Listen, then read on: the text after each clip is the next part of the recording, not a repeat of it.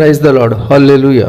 ఈ దిన మనకు ఏర్పాటు చేయబడిన వాక్య భాగము పరిశుద్ధ గ్రంథము నుండి కీర్తనల గ్రంథము 97వ అధ్యాయము 10వ వచనం. యెహోవాను ప్రేమించు వారులారా, చెడుతనమును అసహించుకొనుడి. మనము దేవుని యందు భయభక్తులు గల వారము కనుక చెడుతనాన్ని మనము అసహించుకోవాలి. చెడ్డవారితో స్నేహం చేయకూడదు, చెడ్డ మాటలు పలుకూడదు.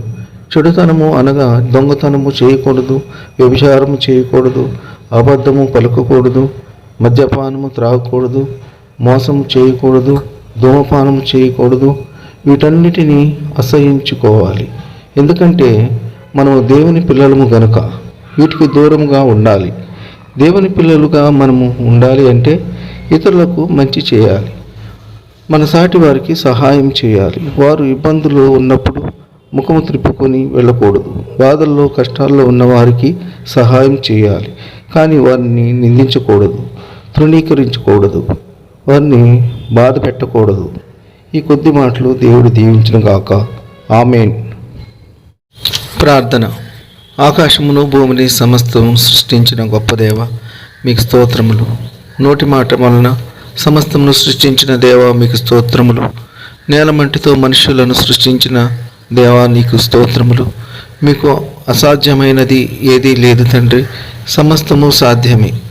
యెహోవాను ప్రేమించు వారులారా, చెడుతనమును అసహించుకొనుడి అని వాక్యము ద్వారా సెలవిచ్చినారు తండ్రి.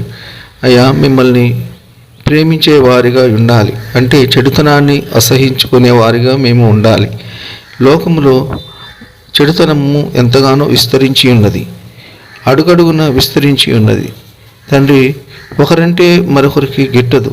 కలహములు, జగడములు, అసహ్యమైన కార్యములు, ఫోనుల్లో, టీవీల్లో అసభ్యకరమైన చిత్రాలు, దృశ్యాలు విరివిగా ఉంటున్నాయి.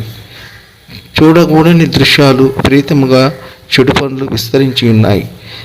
అయ్యా, మేము అటువంటి వాటికి దూరముగా ఉండాలి.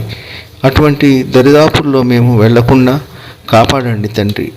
మీ యొక్క వాక్యము విని మీ యొక్క నీతి మార్గములో నడుచుకునే కృప దయచేయమని, మీ చిత్తానుసారంగా ఈ లోకంలో జీవించే కృప దయచేయమని ప్రభువైన యేసుక్రీస్తు పేర వేడుకుంటున్నాము తండ్రి. ఆమేన్.